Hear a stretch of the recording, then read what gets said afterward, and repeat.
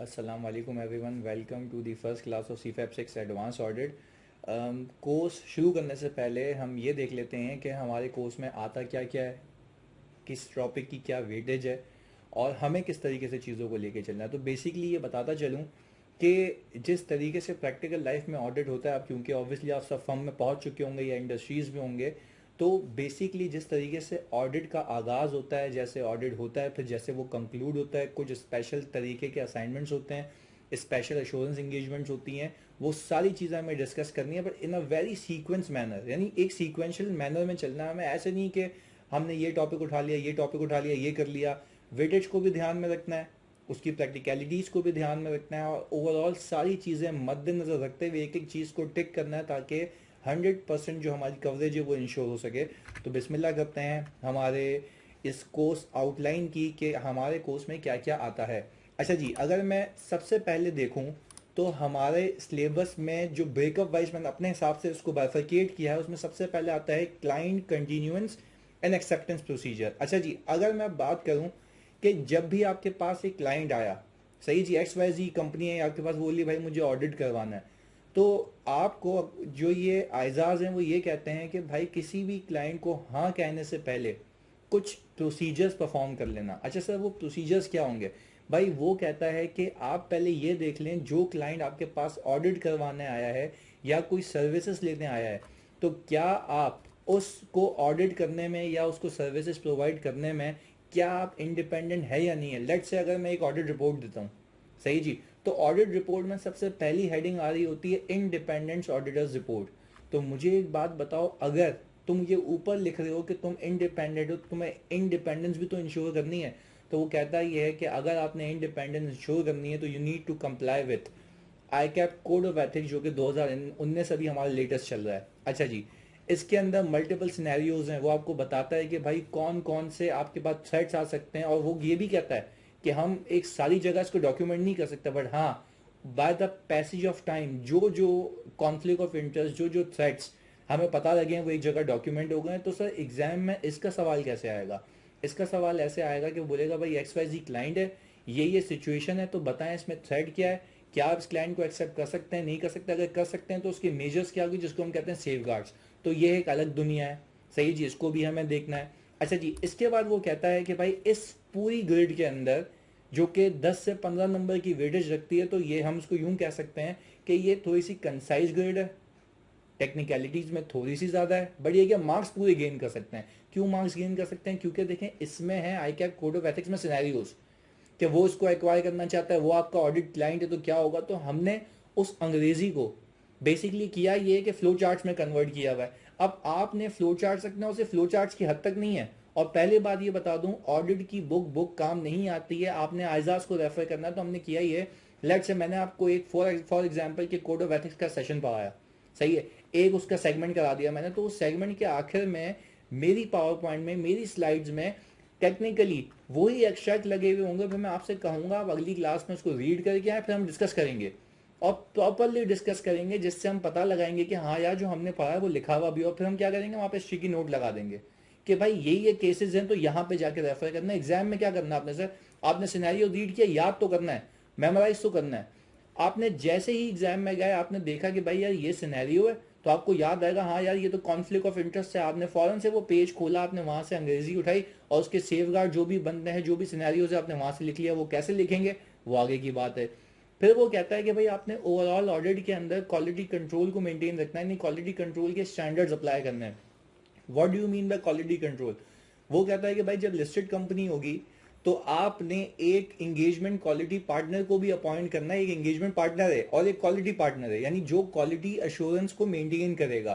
तो working paper की quality क्या होगी, ये सारी चीजें आपको बताता है international standard quality control, ISQC, सही है जी। फिर वो कहता है कि भाई इसके लिए आप आइजा 220 को भी रेफर करें। फिर हमें एक इसी ग्रेड के अंदर एक चीज ऐड की गई है, चार्टर्ड अकाउंटेंट्स का ऑर्डिनेंस जो है उसका चैप्टर 5 है, जिसमें शेड्यूल्स की बात करता है। और उन शेड्यूल्स में टेक्निकली ये बताता है कि कब कब कौन कौन से सिनेरियोज होंगे जब आप किसी चीज़ की वायलेंस करेंगे, और आपके ऊपर अगर कोई कंप्लेन कर दे तो आपको उसको हैंडल कैसे करना है। तो सर ये हमारी कुल मिला के ग्रेड हो गई 10 से 15 नंबर की। तो सर हमें ऑडिट शुरू कैसे करना है? हमें ऑडिट बेसिकली शुरू भी इसी तरीके से करना है कि हम सबसे पहले ये देखेंगे कि क्या मैं किसी क्लाइंट को कोई भी सर्विस देने से पहले मुझे इंडिपेंडेंस इंश्योर करनी है। अगर इंडिपेंडेंट हूं तो ही मैं आगे बढ़ पाऊंगा, अदरवाइज मैं आगे बढ़ नहीं पाऊंगा। अच्छा जी, बात करते हैं अपनी दूसरी ग्रेड की। दूसरी ग्रेड में आती है रिस्क असेसमेंट एंड प्लानिंग। तुम इसको कह लो कि ये 20 से 25 नंबर की वेटेज रखता है। अच्छा, रिस्क असेसमेंट में आपने बेसिकली अपने कैफ में देखा होगा आज 315, सही जी, इंटरनल कंट्रोल्स को समझना, एनवायरनमेंट और एंटिटी को समझना, ये सारी चीज़ें वहाँ से कुछ रिस्क निकलते हैं। जैसे फॉर एग्जांपल आपने एनालिटिकल प्रोसीजर परफॉर्म किए, आपने उसमें से कुछ एडवर्स रेशियोज निकाले, और जो की एडवर्स रेशियोज होते हैं उसमें गोइंग कंसर्न के रिस्क होते हैं, रिलेटेड पार्टी के रिस्क होते हैं, फ्रॉड के रिस्क होते हैं। ये सारे फैक्टर्स हमें आयजा के तहत पढ़ने और फिर हम इसको एक जगह कर लेंगे कि अगर एक ही जगह पे ये सारे सिनेरियो टेस्ट हो जाए तो how do you right it, उसको रिस्पॉन्ड कैसे करना है, वो सारी चीज़ें हमें इसमें सीखनी है। तो सर ग्रेड में देख लेते हैं। वो सबसे पहले बोलता है analytical procedures, 315 risk assessment, 240 fraud, ये सारे फ्रॉड के आइजाज जो टेक्निकली फ्रॉड से रिलेट करते हैं। और फिर हमें भाई देखो, ये जो एडवांस ऑडिट ये पेपर कैसा आता है, वो आपको एक लंबा चौड़ा सिनेरियो देगा और बोलेगा इन दी अबव सिचुएशन आप बताएं रिस्क क्या क्या हो सकते हैं। तो वो आपको एक जगह महदूद नहीं रखेगा कि भाई सिंपल के रिसीवेबल ओवर स्टेट हो रहे हैं तो भाई there might be a risk, इसमें इंपेयरमेंट का रिस्क होगा, ऐसा नहीं है। उसके अंदर गोइंग कंसर्न के भी रिस्क होंगे, उसके अंदर रिलेटेड पार्टी के नॉन डिस्क्लोजर के भी रिस्क होंगे, सब्सिक्वेंट इवेंट के रिस्क होंगे, एक्सवाइजी सारी चीजें होंगी। आपने एक ही जगह उसको देखना है। तो सर क्या आप ये कहेंगे कि हमें वो आयजा में से खोल के मिल जाएगा? बेटा कोड ऑफ एथिक्स में तो मिल जाएगा, क्योंकि वो तो स्पेसिफिक सिनेरियोज हैं। यहाँ पे आयजा में से नहीं मिलेगा, यहाँ पे आयजा से सिर्फ गाइडेंस मिलेगी। और वो मैंने आपको बताना है कि कौन सी चीज़ें आपने आयजा से जो डिट्टो आपने अपने दिमाग में फिक्स करनी है और कौन सी आपने सिर्फ रीड करके आगे निकल जाना है जस्ट फॉर योर रेफरेंस। हम उस पर भी हिस्ट्री के नोट लगाएंगे, हम वहाँ पे सारी प्रिपरेशन करेंगे कि कौन सी चीज़ कहाँ से रेफर करनी है, कुछ भूल जाए तो एग्जाम में क्या करना है। पर अल्टीमेटली मैं आपको बता दूं, अगर जहाँ रिस्क की बात आती है तो आपने जगह जगह से जो जो रिस्क है उसकी वर्डिंग उठा के यहाँ लिखनी होगी और छापना नहीं होगा। वो इतनी प्रैक्टिस करेंगे वो खुद ही मेमोराइज हो जाएंगी। आई होप दिस इज क्लियर। अच्छा जी, फिर हम देखते हैं इस वाले में गोइंग कंसर्न, जैसे मैंने आपको अभी आपको बताया, रिलेटेड पार्टी के रिस्क। हाँ एक चीज़, मतलब हो सकता है कि आप लोगों ने पहले नहीं की हुई है कैफ में, बट हाँ जब आपके पास कोई इनिशियल ऑडिट इंगेजमेंट होती है, इनिशियल ऑडिट इंगेजमेंट का मतलब ये आपके लिए अभी आसानी के लिए कि अगर मैं ये कहूँ कि भाई मैं किसी कंपनी का पहली बार ऑडिट करने जा रहा हूँ और पहले पिछले साल कोई और ऑडिटर था, तो आपको जो ओपिनियन देना है वो इस साल की क्लोजिंग पे देना है, पर वो इस साल का क्लोजिंग ओपनिंग से मूव होके बना होगा ना। तो इस केस में वो कहता ही है कि आपने ओपनिंग बैलेंसेस पे काम क्या करना है, उसकी बातें बताता है कि उसको कैसे वेरीफाई करना है, क्या क्या चीज़ें होंगी, क्या क्या प्रोसीजर्स होंगे, क्या क्या आप कर सकते हैं, व्हाट्स एवर द केसेस। अच्छा जी, फिर इसके बाद वो ये बोलता है कि भाई आप कुछ सर्विस ऑर्गेनाइजेशन की भी कंसिडरेशन को दिमाग में, नई चीज़ें आपके लिए है, मेरे को बहुत डिटेल में करना है। अच्छा, व्हाट इज सर्विस ऑर्गेनाइजेशन? भाई लेट्स से हमारे एक XYZ क्लाइंट है, वो फाइनेंशियल स्टेटमेंट्स खुद नहीं बनाता, उसने आउटसोर्स किए हुए किसी क्लाइंट को यानी अपने किसी इदारे को, और वो ऑर्गेनाइजेशन बेसिकली सर्विस प्रोवाइड कर रही है हमारे क्लाइंट को for the purpose of preparing financial statements. अब आप मुझे बताएं, एफएस में जो चीज़ें रिकॉर्ड हो रही हैं वो कौन कर रहा है, ये या वो service organization? Sir service organization कर रही है, क्योंकि एफएस बनाने की जिम्मेदारी उसकी लगा दी है। तो हमें उसकी कंट्रोल टेस्टिंग कैसे करनी है, कौन सी रिपोर्ट लेनी है, क्या हम खुद जाके टेस्ट करेंगे या किसी और ऑडिटर को अपॉइंट करेंगे या उसी के ऑडिटर को कहेंगे दे दो, ये सारी चीज़ें हमें ये एक आयजा 402 बताता है।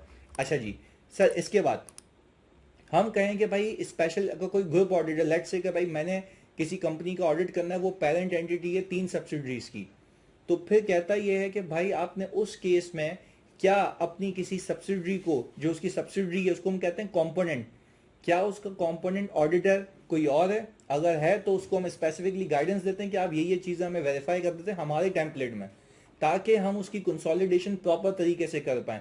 तो दूसरा तरीका ये होता है कि हम बोलते हैं कि भाई कुछ उसके कंपोनेंट्स को वेरीफाई करके, तो receivable, sales, whatsoever the cases, जो जो हमारे हिसाब से रिस्क होते हैं इस हिसाब से। अच्छा जी, अपार्ट फ्रॉम डैट बाज़ औक़ात ऐसा होता है कि जब हमें ज़्यादा रिस्क लगता है, ये हमारी स्ट्रेटजी के हिसाब से हम खुद भी ऑडिट करने चले जाते हैं, तो ये सारी कंसिडरेशंस कि भाई आपने कंपोनेंट पे, कंपोनेंट मतलब हमारी सब्सिडी के उस पर क्या काम करवाना है, ओवरऑल जिम्मेदारी किसकी होती है, ये आयदा 600 बताता है हमें।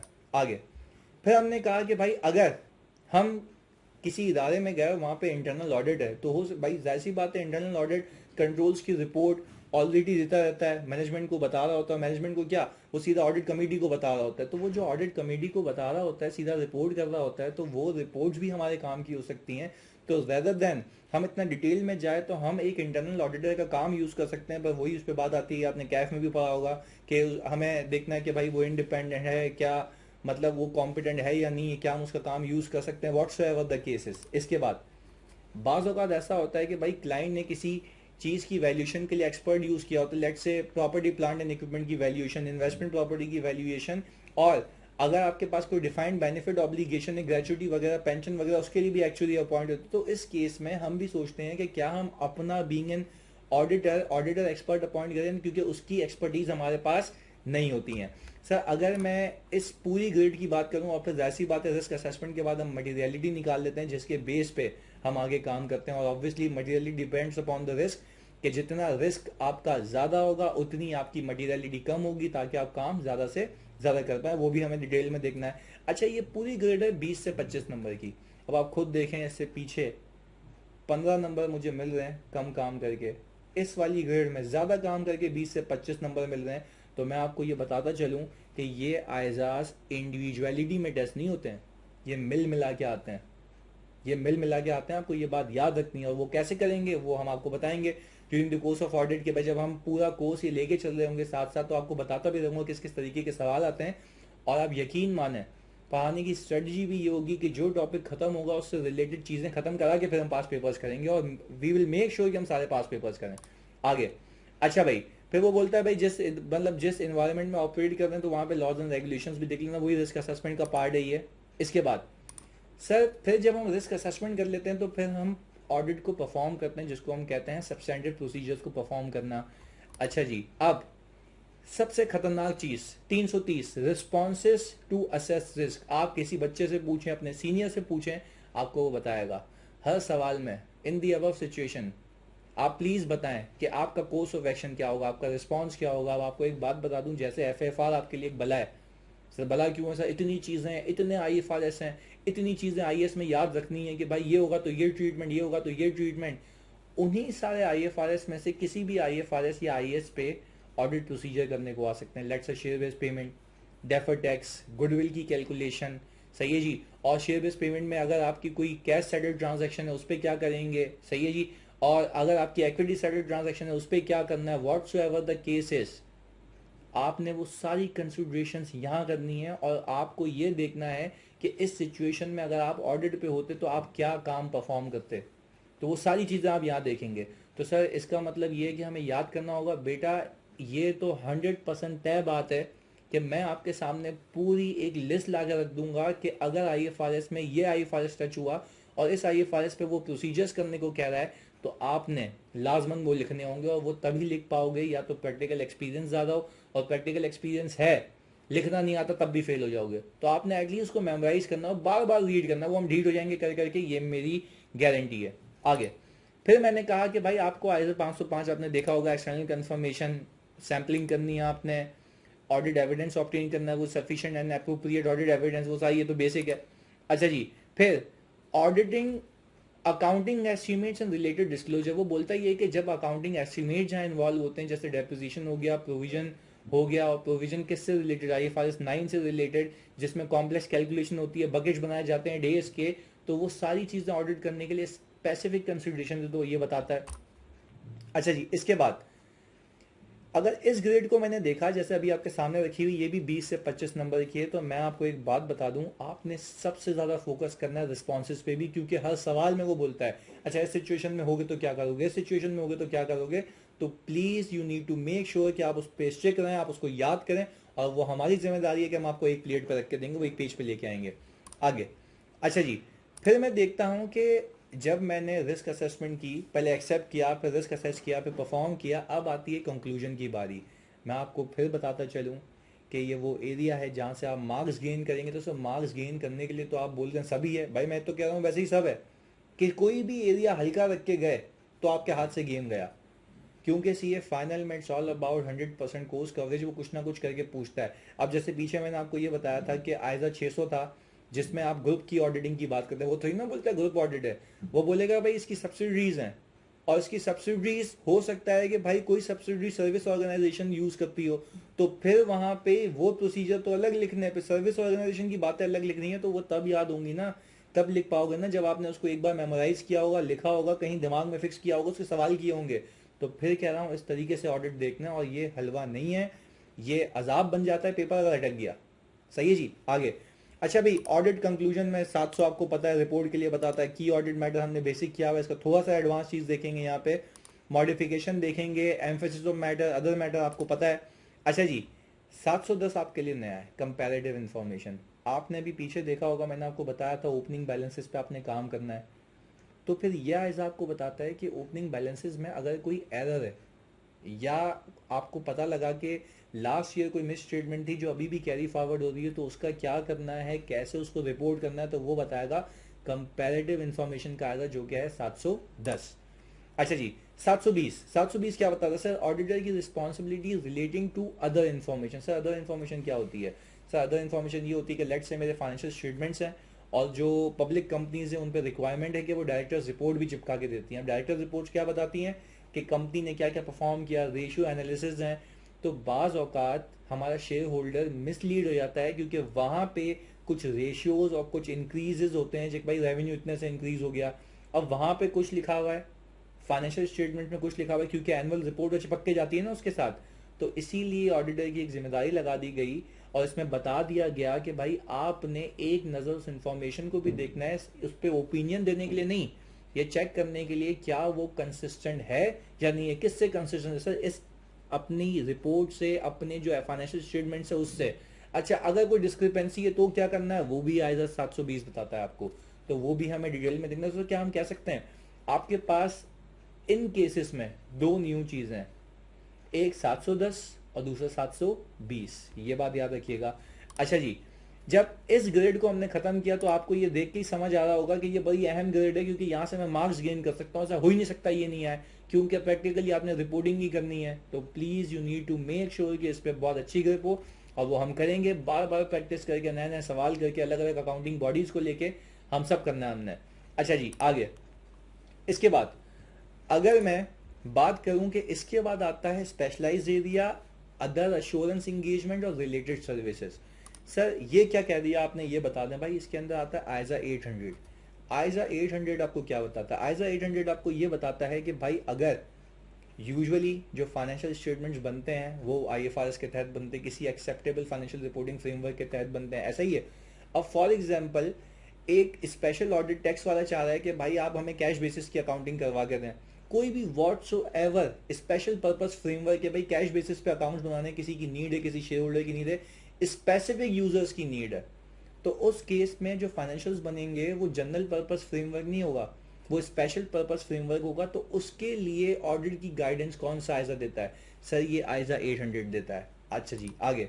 इसके बाद अब बाज औकात ये होता है कि भाई किसी की रिक्वायरमेंट होती है, बैंक से लोन चाहिए, तो वो बोलता है कि भाई आप मुझे से बैलेंस शीट की अपनी एजेड की फिगर वेरीफाई करा के देते हैं। तो भाई हमने बोला कि बैलेंस शीट, तो बैलेंस शीट अगर मैं वेरीफाई करूंगा तो क्या वो सिंगल एलिमेंट है पूरे एफएस का? ये पूरे एफएस है तो सिंगल एलिमेंट है।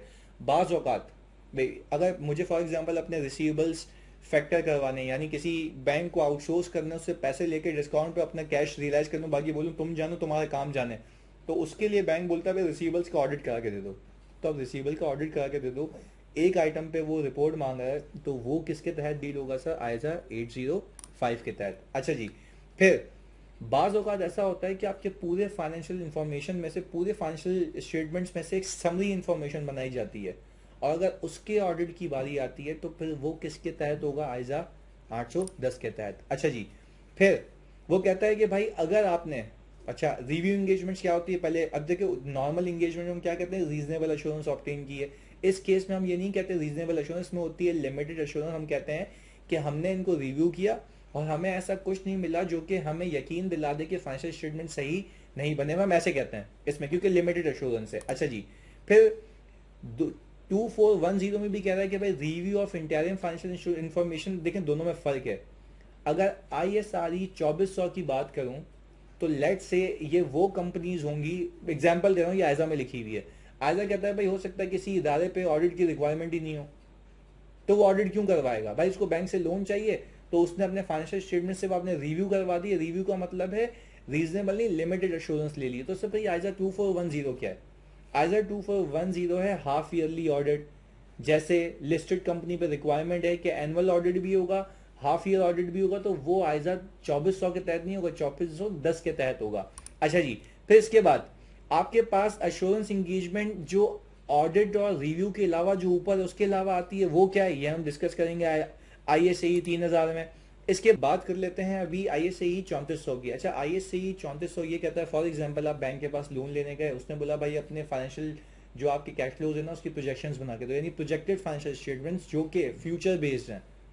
तो उसके ऊपर अगर आपने कोई काम किया है तो उसकी रिपोर्ट कैसे जाएगी, उस पर काम क्या करना है, क्या क्या चीज़ें आपने इंश्योर करनी है, वो सारी चीज़ें कौन बताता है आपको? सर आई एस ए ही 3400 बताता है। अच्छा जी, फिर अगर अभी याद, अभी देखें मैं लिंकेज बताता हूँ यहाँ पे आपको, आपको ये याद होना चाहिए। अच्छा जी, इधर अब अगर मैं एक बात ये कहूँ कि जो ये आई एस ए 3402 बताता है, मुझे आप याद करें मैंने आपको बताया था सर्विस ऑर्गेनाइजेशन, आपको याद आ रहा है सर्विस ऑर्गेनाइजेशन, कि किसी इदारे का मैं ऑडिट कर रहा हूँ, वो किसी इदारे की सर्विसेज ले रहा है, तो मुझे हो सकता है कि उस इदारे के कंट्रोल्स पे रिपोर्ट चाहिए हो।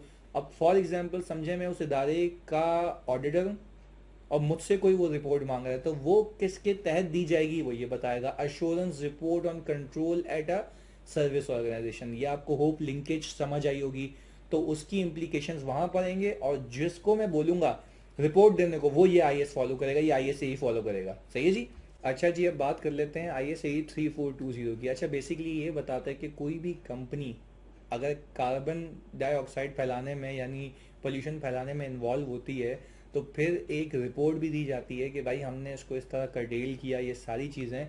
तो ग्रीन हाउस गैस स्टेटमेंट्स की जो रिपोर्ट है बेसिकली इसके लिए होती है। सही है जी। अगर ऑडिटर को इसके लिए एंगेज किया गया है, मतलब not in the case in this is not the case in Pakistan, तो उसके लिए क्या करना है, तो वो ये आई एस आई 3420 बताता है। अच्छा जी, इसके बाद बाज औकात हमें क्लाइंट ये कहता है कि भाई हम आपको लिख के दे रहे हैं कि आपने ये प्रोसीजर परफॉर्म करना है, आप इस ही प्रोसीजर्स के अगेंस्ट में आप हमें रिपोर्ट दे दें क्या ये हो रहा है या नहीं हो रहा। लेट से उसने आपसे पेबल वेरीफाई करवाना है, सर ये तो फिर आपने वो पहले भी बताया था, देखें वो ऑडिट था उसका, यहाँ पे प्रोसीजर्स वो एग्री करेगा, वहां पे प्रोसीजर्स हम करते हैं, वहां पे हम देखते हैं कि भाई क्या पेबल सही वैल्यू हुए हुए हैं, क्या रिसीवेबल सही वैल्यू हुए हुए हैं, व्हाट्स एवर द केसेस। पर यहाँ पे लेट से अगर फॉर एग्जांपल कोई भी क्लाइंट रॉयल्टीज पे करता है, सही है जी, तो होता ये है कि भाई हम जो लाइसेंस देता है इसको, तो लाइसेंसर हमें बोलता है कि भाई आप जरा एक काम करें, देखें कि क्या इसकी रॉयल्टी ड्यू ये बनती है नहीं बनती जो मुझे देनी है। तो हम क्या बोलेंगे, बताओ क्या करना है, तो वो बोलेगा भाई आपने पहले क्या करना है कि रिसीव जो आपके सेल्स का ब्रेकअप लेना है, आपने रिकैलकुलेट करना है और रिकैलकुलेट करके अमाउंट हमें बता देनी है।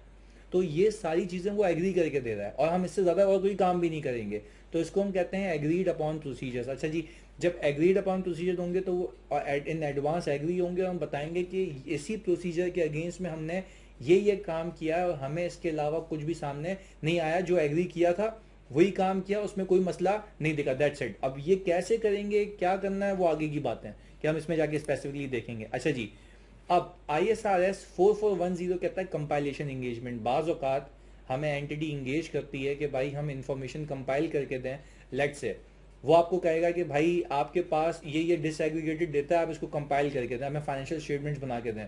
तो उस केस में क्या करना है वो हमें बताएगा, कौन सी, आई एस आर एस 4410। तो सर बेसिकली आपकी ये तो हो गई टेक्निकली कोर्स आउटलाइन। सही है जी। अब हम बिस्मिल्लाह करते हैं, सही है जी, अपने पहले टॉपिक की जो पहली ग्रेड का पार्ट था, कोड ऑफ एथिक्स। क्योंकि अगर मैं किसी भी इदारे से इंडिपेंडेंट नहीं हूं तो आई डोंट थिंक सो कि मैं उसको ऑडिट कर सकता हूं। तो सर आए आगाज करते हैं अपने पहले टॉपिक का। चलें जी, बिस्मिल्लाह करते हैं अपने पहले टॉपिक की, that is code of ethics. और मैंने आपको बताया था कि अगर आपने किसी इदारे का ऑडिट करना है तो you have to be independent, और इंडिपेंडेंस के लिए आपको कोड ऑफ एथिक्स फॉलो करना है जो कि आईकैप ने इशू किया है, जो कि लेटेस्ट चल रहा है 2019। तो सर आप ये जो 2019 कह रहे हैं, क्या ये हमें परचेज करना है? डेफिनेटली परचेज करना है, क्योंकि इस लेक्चर के आखिर में मैं आपको उसके एक्सट्रैक्ट्स दिखाऊंगा, आपने वो रीड करना होगा, जो कि इसी लेक्चर में मैं कवर कराऊंगा सारी चीज़ें। आप रीड करके उससे मुझसे क्वेश्चंस पूछेंगे ताकि आपको प्रॉपर गाइडेंस जो इवन प्रैक्टिकल लाइफ में इवन पेपर में भी कि कौन सी चीज़ कहाँ लिखी हुई है। चलें जी, वो कहता ये है कि भाई अगर आप फाइनेंशियल स्टेटमेंट्स को ऑडिट करते हैं, सही जी, तो उसके ऊपर लिखा हुआ होता है कि भाई वी आर इंडिपेंडेंट ऑडिटर्स। तो अगर इंडिपेंडेंट ऑडिटर बनना चाहते हो तो आपको कुछ एथिकल प्रिंसिपल्स को फॉलो करना होगा। अच्छा सर, वो आपने बचपन में पढ़े होंगे कैफ में कि एथिकल प्रिंसिपल्स क्या होते हैं sir? Integrity, objectivity, professional competence and due care, आपकी कॉन्फिडेंशियलिटी का मेंटेन करना, ये सारी चीज़ें। तो सर क्या हम कह सकते हैं कि हमें उसको हल्का फुल्का रिवाइज करना होगा, मतलब एक गो के अंदर, ताकि एक चीज़ रिकॉल हो और फिर हम सीधे फाइनल की चीज़ पे आ जाएं? चलिए जी, बिस्मिल्लाह करते हैं कि सर हम देखते हैं कि कितने कितने प्रिंसिपल्स थे हमारे साथ। जैसे मैंने आपको बताया, integrity, objectivity, professional competence and due care, confidentiality and professional behaviour. If you are complying with these principle, तब आप कहलाएंगे कौन से ऑडिटर सर? Independent auditor. अच्छा जी, अगर मैं एक एक करके पिक करूं, इंटेग्रिटी, तो इंटेग्रिटी में वो कहता है कि आपको ऑनेस्ट और स्ट्रेट फॉरवर्ड होना है। ऑनेस्ट और स्ट्रेट फॉरवर्ड का मतलब समझते हैं आप कि आपको अपने आप को किसी भी ऐसी चीज़ के साथ एसोसिएट नहीं करना, सही है, जो कि फॉल्स और मिसलीडिंग हो। और ये बात सर आप कैसे बता रहे हैं? ये क्योंकि यही लिखी हुई है, यही लिखी हुई है कि कोई भी आपको एक मिसलीडिंग इन्फॉर्मेशन मिले, आप उससे अपने आप को डिसएसोसिएट कर देना, आपको उससे एसोसिएट नहीं होना। तो सिंपल इसकी डेफिनेशन भी यही कहती है कि भाई आप ऑनेस्ट और स्ट्रेट फॉरवर्ड रहें, अपने आप को ऐसी ऐसी इन्फॉर्मेशन के साथ एसोसिएट ही नहीं करें जो कि मिसलीडिंग और फॉल्स हो। अच्छा जी, फिर वो कहता है कि भाई आपको ऑब्जेक्टिवली काम करना। ऑब्जेक्टिवली काम करने का मतलब ये है कि आपका अपना पर्सनल मफाद आपके काम के बीच में नहीं आना चाहिए। तो सर आपने टेक्निकली, सही है, अपनी प्रोफेशनल जजमेंट को कॉम्प्रोमाइज़ नहीं करना है अपने पर्सनल। फॉर एग्जांपल कि भाई अगर मैं कहूँ कि मेरी बेगम किसी कंपनी की सीएफओ है, सही है, तो अब अगर फॉर एग्जांपल मैंने एक एरर पकड़ा है और उस एरर को अगर मैं सही करवा दूँ, सही है जी, तो उससे क्या होगा, मेरा प्रॉफिट सिग्निफिकेंटली डिक्रीज हो जाएगा। तो मेरी बेगम बोलेगी अच्छा भाई हमसे भी ऐसे करोगे, तो भाई दैट मीन्स कि मुझे अपने पर्सनल मफाद को बीच में नहीं लाना, और मुझे प्रोफेशनली कॉम्पिटेंट रहना है, मुझे ऑब्जेक्टिव रहना है, और मैं अपने पर्सनल बायस, अपने कॉन्फ्लिक्ट ऑफ इंटरेस्ट की वजह से अपनी इंटेग्रिटी को इम्पेयर नहीं करूंगा। Have to be objective.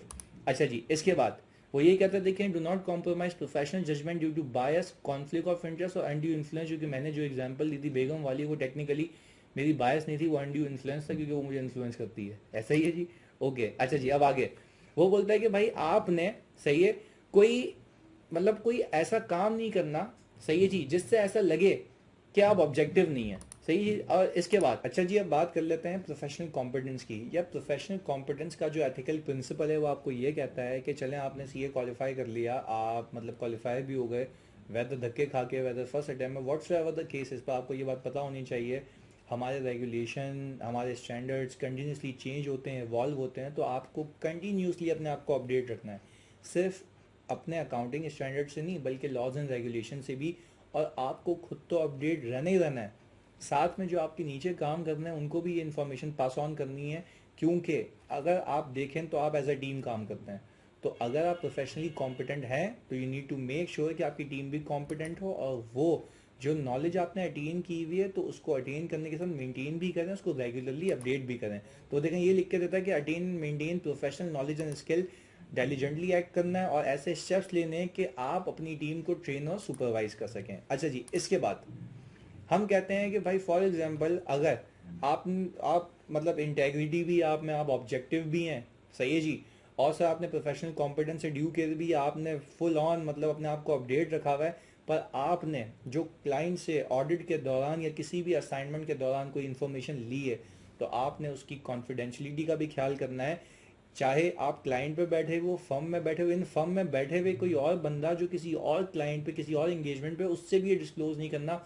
चाय पे बैठे हो, लिफ्ट में घूम रहे हो, कहीं भी आपने इसको डिस्क्लोज नहीं करना है, क्योंकि कुछ इन्फॉर्मेशन ऐसे होती है जो कि कंपनी को ले डूबती है। कोई केस चल रहा है, तुमने डिस्कस कर लिया, भाई किसी ने सुन लिया, उसका बाप कहीं का सीएफओ था, उसको पता लग गया, व्हाट्स एवर द केसेस, आपने कॉन्फिडेंशियलिटी का हर जगह ख्याल रखना है। ये बात समझ आती है आपको? अच्छा जी, तो वो देखें, वो कहता है यही, chartered accountant shall respect the confidentiality of the information, be alert of possible possibility of inadvertent disclosure. Inadvertent disclosure का मतलब ही यही होता है कि भाई गलती से डिस्क्लोज ना करते हैं, कहीं बैठे हुए हैं, ध्यान नहीं दिया, कहीं से भी बात निकल गई, तो उसका भी ख्याल रखना है। अच्छा जी, वो ये भी कहता है कि आपको ये confidentiality with in the firm भी मेंटेन करनी है, और आपने इस कॉन्फिडेंशियल इन्फॉर्मेशन को अपने पर्सनल मफाद के लिए यूज़ नहीं करना। सर इसका क्या मतलब है? लेट से अगर मैं कहूँ कि भाई मुझे पता है एक क्लाइंट की ईपीएस दुगनी होने वाली है, तो अगर मार्केट में जैसे ही ये न्यूज़ जाएगी तो मुझे पता है एक परसेप्शन जाएगा और इसकी शेयर प्राइस बूस्ट कर दी जाएगी।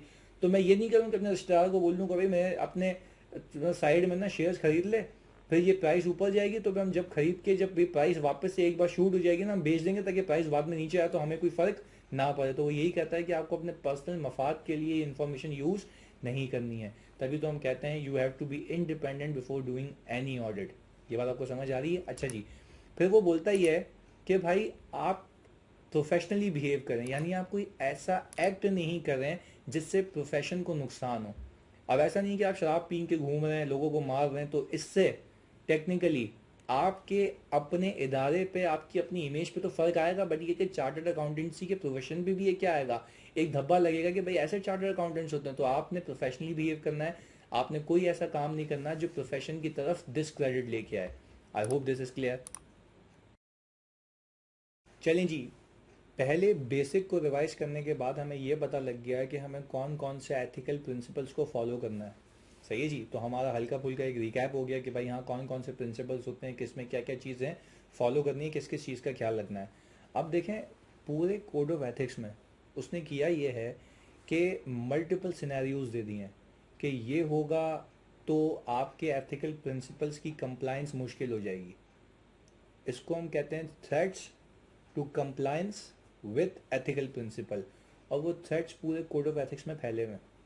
हमने क्या करना है, हमने सर वो सारे थ्रेड्स को एक जगह करना है, उस अंग्रेज़ी को फ्लो चार्ट में कन्वर्ट करना है और समझना है। तो सर क्या हमें फिर वो अंग्रेज़ी रीड नहीं करनी? भाई डेफिनेटली करनी है। जैसे ही मैं अभी ये पहला जो मेरा सेक्शन है कॉन्फ्लिक्ट ऑफ इंटरेस्ट का जैसे ही ख़त्म करूँगा, इसके आखिर में तुम देखोगे एक सेक्शन आ जाएगा जिसमें आयजा मैंने एम्बिड किया हुआ है। सही है जी। आयजा तो खैर नहीं कहेंगे हम इसको, कोड ऑफ एथिक्स का सेक्शन कहेंगे, वो एम्बिड किया हुआ है। सर उसका हम क्या करेंगे, ये सारी केसेस कवर करने के बाद मैं आपको एक टास्क दिया करूँगा डेली बेसिस पे कि भाई ये एक कोड ऑफ एथिक्स का सेक्शन है, लेट से 310, आपने ये रीड करके आना है। और आपको वो एक्चुअल में बातें समझ आ रही होंगी क्योंकि आपने मुझसे ये पढ़ा हुआ है। और जो भी हल्की फुल्की डिस्कशन होगी हम उसके बाद क्या करेंगे। सही है जी। बिस्मिल्लाह करते हैं अपने पहले केस की, कॉन्फ्लिक्ट ऑफ इंटरेस्ट, यानी एक हेडिंग आ रही है कॉन्फ्लिक्ट ऑफ इंटरेस्ट। इस सेक्शन में जिसका नाम इटसेल्फ कॉन्फ्लिक्ट ऑफ इंटरेस्ट है, वो बताता है ऐसे कौन कौन से सिनेरियोज होंगे जिसमें आपका कॉन्फ्लिक्ट ऑफ इंटरेस्ट होगा और आपके उसकी वजह से एथिकल प्रिंसिपल्स की कंप्लायंस में मुश्किलात आएंगी। आए जी, पहला केस देखते हैं, केस 1। हम एक फर्म है, सही है जी। हमारे पास एक क्लाइंट आता है, बोलता है मुझे ट्रांजैक्शन एडवाइजरी की सर्विसेज चाहिए। हमने बोला भाई ये कौन सी सर्विस चाहिए? बोलता है मुझे किसी एक कंपनी को ख़रीदना है। मैंने कहा अच्छा भाई ज़रा बताओ तो सही कौन सी कंपनी को ख़रीदना है। उसने बोला कि भाई बस ये ABC लिमिटेड है, मुझे पता लगा कि वो जिस कंपनी को ख़रीदना चाहता है वो मेरा ऑडिट क्लाइंट है। ऑडिट क्लाइंट का मतलब ये है कि मैं उसका ऑडिट करता हूँ। तो आपको नहीं लगता कि जब मैं ऑडिट कर रहा हूँ उसका, तो मुझे उसकी मैनेजमेंट ने अपनी सारी कॉन्फिडेंशियल इन्फॉर्मेशन बता दी होगी? तो क्या मैं उस कॉन्फिडेंशियलिटी का प्रिंसिपल याद रखो, क्या मैं उस कॉन्फिडेंशियल इन्फॉर्मेशन को अपने पर्सनल मफाद के लिए यूज़ करूँगा? Sir definitely yes, you will use it. आप उस इन्फॉर्मेशन को यूज़ करके उसको पूरी प्रोजेक्शन बना के दे दो कि हाँ भाई क्या इसको ख़रीदना चाहिए या नहीं ख़रीदना चाहिए। तो सर क्या ये एथिकल प्रिंसिपल्स की नॉन कंप्लाइंस नहीं हो रही है?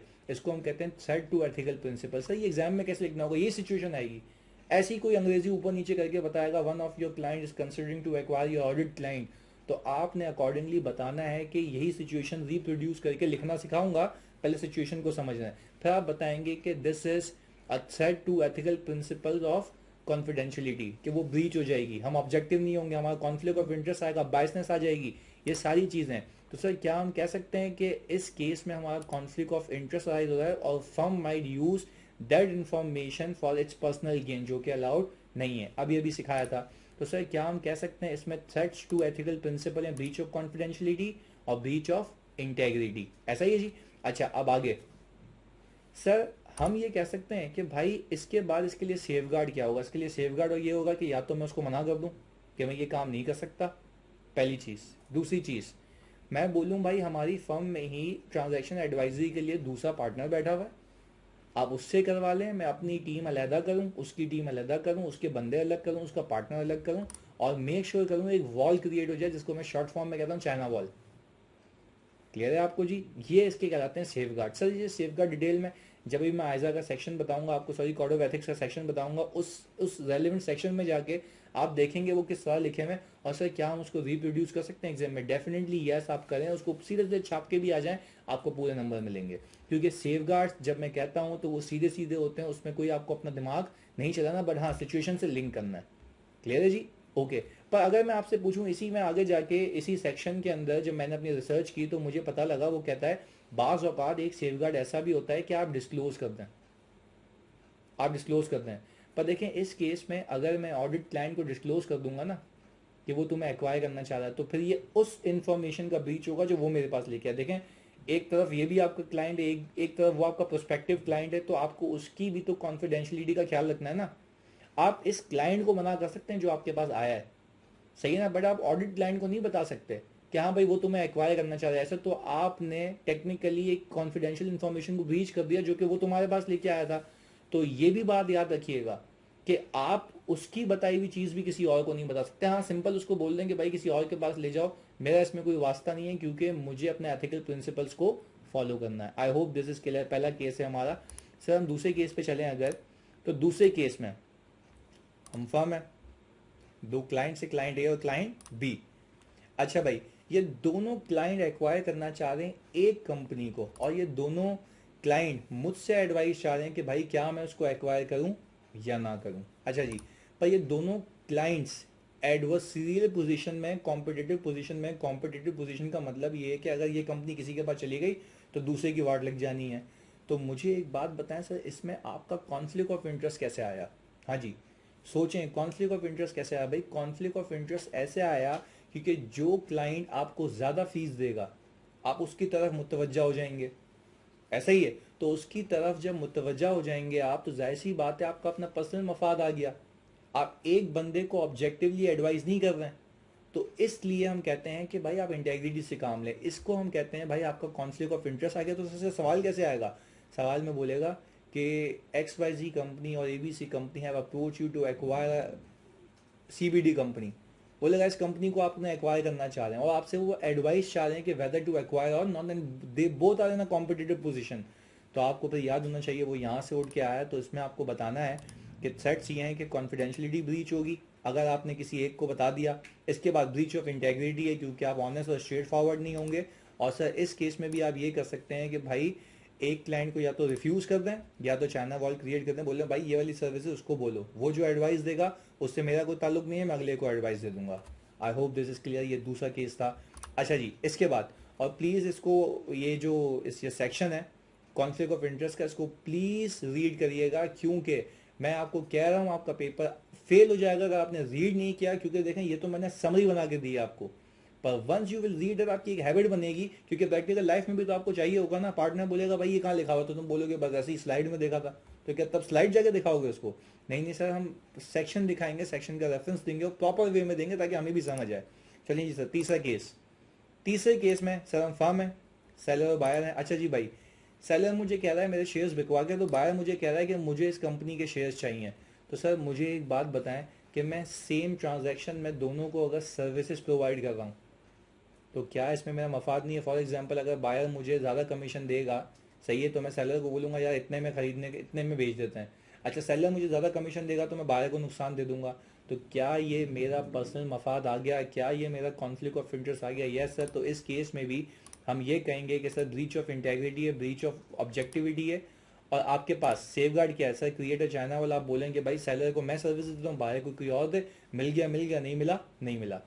सही है जी। आगे केस 4, हम फर्म है, दो क्लाइंट्स है, दोनों क्लाइंट्स मेरे एडवर्सीरियल पोजीशन में। एडवर्सीरियल पोजीशन मतलब ओपोनेंट्स हैं, कॉम्पिटिटर्स हैं। अच्छा जी, ये मांग रहे हैं वैल्यूएशन ऑफ एसेट, और उस एसेट की वैल्यूएशन में ये कि यानी ये क्लाइंट बी भी उस एसेट को खरीदना चाहता है, क्लाइंट ए भी उस एसेट को खरीदना चाहता है। अच्छा जी, अब फॉर एग्जांपल एक बंदे को मैं ज़्यादा महंगा बता दूं उसको फेवर करने के लिए, या उसको सस्ता बता दूं उसको फेवर करने के लिए, तो मुझे एक बात बताएं क्या इसमें मेरा पर्सनल मफाद आ गया? यस सर, पर्सनल मफाद आ गया। तो इसके लिए आपके पास साइड है ब्रीच ऑफ इंटेग्रिटी का, ब्रीच ऑफ ऑब्जेक्टिविटी का। आप बायस हैं, आप स्ट्रेट फॉरवर्ड नहीं है।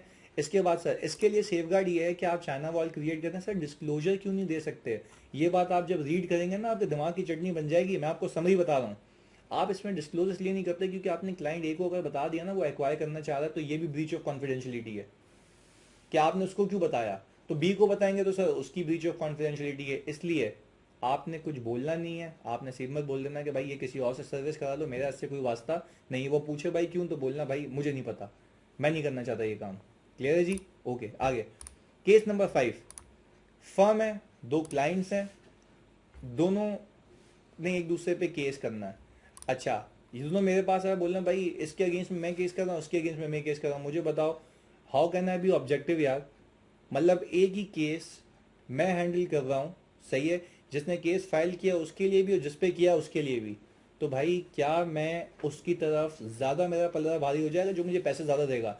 सर सिंपल सी बात है, सिंपल सी बात है कि मैं इसमें ऑब्जेक्टिव नहीं रहूँगा, मेरी इंटेग्रिटी साइड में लग जाएगी क्योंकि आपके एथिकल प्रिंसिपल्स का ब्रीच हो जाएगा। तो इसलिए हम कहते हैं कि सर इसमें थर्ड है ब्रीच ऑफ इंटेग्रिटी का, ब्रीच ऑफ ऑब्जेक्टिविटी का। इसमें सेफगार्ड क्या है सर? Providing a disclosure.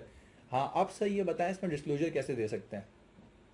इसमें डिस्क्लोजर इसलिए दे सकते हैं क्योंकि मुझे पता है दोनों एक दूसरे पे केस कर रहे हैं, इसमें कॉन्फिडेंशियल क्या है, दोनों का केस चल रहा है ना भाई, मैं आके उसको हैंडल कर रहा हूँ।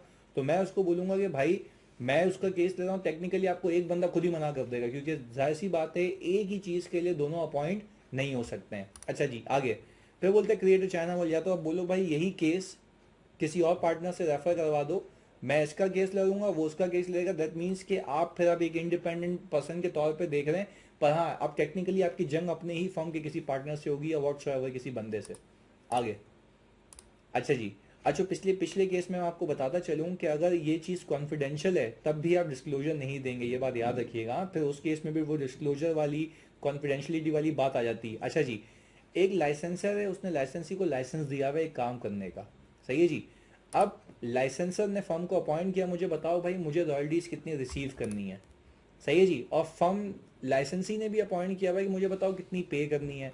अब मुझे खुद एक बात बताएं, एक ही सर्विस दे रहा हूँ दोनों को, तो क्या मैं ये कह सकता हूँ, क्या मैं ये कह सकता हूँ कि जो मुझे ज़्यादा फीस देगा, हो सकता है क्योंकि देखें ये रिस्क है ना सारे, हो सकता है कि मेरा जो पल रहा है उसकी तरफ भारी और मैं मिस कम्युनिकेट कर जाऊँ due to my personal self interest. तो इस केस में मैं करूंगा ये कि थ्रेड्स ये हैं कि भाई मेरी इंटेग्रिटी का मसला है, ऑब्जेक्टिविटी का मसला है। सेफगार्ड में ये होगा डिस्क्लोजर, मैं लाइसेंसर को बोल दूंगा कि मैं उसके लिए भी काम कर रहा हूँ, या लाइसेंसी को बोल दूंगा मैं उसके लिए भी काम कर रहा हूँ, इजाजत दे, बिस्मिल्लाह आप करें काम। और सर देर माइट ऑल्सो भी a possibility of China wall create करें, लाइसेंसर को बोलें कि भाई मेरी फर्म में कोई दूसरा पार्टनर है उससे करवा लें, और लाइसेंसी को बोलें मेरी फर्म में कोई दूसरा पार्टनर है उससे करा लें, किसी एक का काम आप कर लें। I hope this is clear. इसके बाद अगर मैं 7वें केस की बात करूं, सर 7वें केस में फर्म एक क्लाइंट को एडवाइस कर रहा है to invest in a business, और उस बिजनेस में हमारी बेगम डायरेक्टर हैं। तो सर फिर ऐसा कैसे हो सकता है कि मैं उसकी कीमत कम बता दूं? ऐसा हो सकता है? ऐसा कभी जिंदगी में नहीं हो सकता क्योंकि घर तो घर है, जाना तो है। तो सर इसलिए हम कहते हैं कि ये तो आपका मेरे ख्याल से ये तो अनड्यू इन्फ्लुएंस भी आ गया, सही, आपकी इंटेग्रिटी की भी ऐसी की तैसी हो गई, सब गया क्योंकि मामलात ऐसे हैं। अच्छा जी, तो सर इस केस में हम क्या कहेंगे सर? हमारे पास थ्रेट है कॉन्फिडेंशियलिटी का, हमारे पास ब्रीच ऑफ इंटेग्रिटी का, सही है जी, आप ऑब्जेक्टिव भी नहीं रहेंगे। और इसके बाद sir create a China wall. और सर एक बात याद रखिएगा सर, चाइना वॉल का मकसद ये होता है कि आप टीम्स को सेपरेट कर दें ताकि काम अलग अलग हो पाए, ऐसा ही है जी। और सर डिस्क्लोजर, अच्छा डिस्क्लोजर में क्लाइंट को ये बता दूंगा कि भाई तुम मुझसे वैल्यूएशन करवा रहे हो, सही है जी, पर उस बिजनेस के अंदर मेरी जो वाइफ है वो डायरेक्टर है, तो आप देख लें आपको अलाउड है। अगर वो कहता है बिस्मिल्लाह तो हम बोलेंगे बिस्मिल्लाह, जो कर लेते हैं भाई क्योंकि मेरा काम खत्म हो गया, सही है जी। काम खत्म होने का हरगिज मतलब ये नहीं है कि आपको एक राइड मिली है कि ऐसी की तैसी कर दो बंदे की, नहीं, तब भी आपने प्रिंसिपल्स इंटेग्रिटी के, ऑब्जेक्टिविटी के फिर भी फॉलो करने हैं। ये one of the safe guard है। आगे केस 8, दो कंपनीज हैं, दोनों आपस में कॉम्पिटिटर हैं, सही है जी, और मेरा एक कंपनी के कॉम्पिटिटर से जॉइंट वेंचर है, यानी मेरी समझो उससे पार्टनरशिप है। अच्छा जी, ये मुझसे कंपनी ए एडवाइस मांग रही है कि मुझे बताओ मेरी कॉम्पिटिटिव पोजीशन क्या है, यानी स्वॉट एनालिसिस करके तो मेरी स्ट्रेंथ, वीकनेस, अपॉर्चुनिटी, थ्रेट। और अच्छा किसके अगेंस्ट में मांग रहा है? कॉम्पिटिटर के अगेंस्ट में, कि उसके अगेंस्ट में बताओ मैं कैसा हूं, मैं कैसा परफॉर्म कर रहा हूं। तो हम तो टेक्निकली उसको मतलब बेवकूफ़ी बनाएंगे ना, क्योंकि हमारा अपना पर्सनल इंटरेस्ट है। मैं बोलूँगा हाँ तू तो वीआईपी बेहतरीन है, उसको गलत गलत एडवाइस देंगे ताकि वो किसी और डायरेक्शन में निकल जाए, क्योंकि हमने उसने हमसे हमारी एक्सपर्टीज़ के लिए पैसे दे रहा है ना हमें वो। तो मुझे बताओ क्या मैं उसको ऑब्जेक्टिवली बता पाऊंगा? हाँ, क्या मैं उसको एक प्रोफेशनल एडवाइस दूंगा? क्या ये प्रोफेशनल बिहेवियर में आएगा? नहीं सर, नहीं आएगा, क्योंकि थ्रेट है आपके एथिकल प्रिंसिपल्स पे। तो सर इस केस में आपकी इंटेग्रिटी ब्रीच होगी, आपकी ऑब्जेक्टिविटी ब्रीच होगी due to your personal self interest. ऐसा ही है। तो सर इस केस में सेफगार्ड क्या होगा? सर आप चाइना वॉल लगा दें और सर डिस्क्लोजर दे दें। सर डिस्क्लोजर कैसे दूं? मैं इसको कहूंगा कि बाबू तुम अगर मुझसे ये एडवाइस चाह रहे हो तो फिर एक और चीज़ अपने दिमाग में रखना, मेरा उससे जॉइंट वेंचर भी फिर भी चाह रहे हो, वो बोलेगा बिस्मिल्लाह। तो फिर इस बिस्मिल्लाह के बाद ऐसे ही नहीं कि बस ले गए उसको आगे तक, आपने फिर भी इंटेग्रिटी और ऑब्जेक्टिविटी का प्रोफेशनल बिहेवियर का ख्याल रखना है। ये one of the safe guard है। चलिए जी। अच्छा जी, केस नंबर 9 है हमारे पास। केस नंबर 9 में सही है जी, क्लाइंट हमें कह रहा है कि भाई मुझे बताओ, मेरे को एक बिजनेस एक्वायर करना है जिसको मैं खुद एक्वायर करना चाह रहा हूँ। अच्छा जी, जब मैं किसी बिजनेस को खुद एक्वायर करना चाह रहा हूँ और मुझसे बंदा बोल रहा है कि भाई मुझे इसको एक्वायर करना, ज़रा एडवाइस दे, तो ये तो वही बात हो गई कि भाई मैं शोरूम पे गया, मुझे गाड़ी पसंद आ रही है, मेरा दोस्त भी उसको लेने के चक्कर में, तो उसको बोलूँगा नहीं कर यार, बेकार गाड़ी है, क्या करेगा तू, तेरा कैलिबर क्या है? तो इस केस में मुझे बताओ क्या मैं ऑब्जेक्टिव एडवाइस दे रहा हूँ? सर मैं बिल्कुल भी ऑब्जेक्टिव नहीं हूँ, मेरा पर्सनल इंटरेस्ट है, मेरा सेल्फ इंटरेस्ट सेट है। तो इस केस में हम ये कहते हैं कि you are not an objective person, और आपको इंडिपेंडेंट रहना है, आपको ऑब्जेक्टिवली काम करना है। तो इसके लिए सर एक थ्रेट आता है आपके ऊपर, threat to objectivity and threat to your integrity. Sir यहाँ पे एक कॉन्फिडेंशियलिटी लिखा हुआ है जो कि गलत है, आप इसको करेक्ट कर लीजिएगा। ये यहाँ पे आपकी ऑब्जेक्टिविटी का थ्रेट है। और सर आपके लिए इसमें सेफगार्ड क्या होगा? सर आप चाइना वॉल लगा दें, यानी स्टीम को सेपरेट कर दें सारी चीज़ें, और सर आप डिस्क्लोज कर दें क्लाइंट को कि भाई जिस बिजनेस को तुम एक्वायर करना चाह रहे हो उसमें मेरा अपना पर्सनल इंटरेस्ट है। अगर तुम फिर भी कहते हो तो ओके, मैं तुम्हें एडवाइस दे देता हूँ, पर इसका हरगिज मतलब ये नहीं है, इसका हरगिज मतलब ये नहीं है कि तुम बाकी प्रिंसिपल्स को ब्रीच कर जाओगे। अच्छा जी, केस नंबर 10। एक सेलर है जिससे मेरा रॉयल्टी एग्रीमेंट है, यानी वो बोलता है कमीशन दूंगा जितने तुम बायर लेके आओगे। क्लाइंट आ गया, मुझे बोल रहा है कि भाई मुझे एसी खरीदने, मुझे बताओ कि यार आपने मुझे ऑफिस में पूरे एसी लगवाने हैं। तो ये तो वही बात हो गई, हम शुरू तैयार करके बैठे हैं, खाली बकाया और जिबा कर दें, फेर दें उस पर। तो सर ये जो सेलर है ये बेचता ही एसी है, तो हम उसको बोलेंगे भाई पाकिस्तान में ऐसी ठंडक कहीं नहीं मिलती है जो सेलर के पास मिलती है, हम सारे के सारे कस्टमर यहाँ भेज देंगे। तो सर क्या मुझसे जो एडवाइस मांगी जा रही है क्या वो ऑब्जेक्टिव एडवाइस है? सर वो ऑब्जेक्टिव एडवाइस नहीं दूंगा मैं, क्योंकि मेरा अपना पर्सनल इंटरेस्ट है उसके अंदर। तो सर इस केस में भी मेरे सेट्स होंगे ऑब्जेक्टिविटी पे और दूसरा सर इंटेग्रिटी पे। ये कॉन्फिडेंशियलिटी को आपने यहाँ भी सही करना है, जब मैं स्लाइड दूंगा आपको तो ये सही करके दूंगा। इसके बाद सर हम सेफगार्ड में क्या करें? सर सेफगार्ड में हम चाइना वॉल लगा देंगे या डिस्क्लोज कर देंगे कि भाई कि अगर मैं तुम्हें एडवाइस दे भी रहा हूँ तो उससे मेरा अपना कमीशन का एग्रीमेंट है। आई होप दिस इज क्लियर। तो सर इसके बाद आपके सामने देखें सेक्शन 310 आ रहा है और आपने ये पूरा रीड करके आना है। आई थिंक ये कोई 6 से 7 पेजेस का है। वैसे रीड करते हैं आपको कुछ समझ नहीं आता, आपको नींद आती, पर हाँ अब एक बार आप प्लीज़ मतलब गिव इट अ रीड, आप इसको रीड करके आए, फिर हम एक एक डिस्कस करेंगे और फिर इसके ऊपर सवाल करेंगे। मिलते हैं जी अगली क्लास में। जज़ाकल्लाह।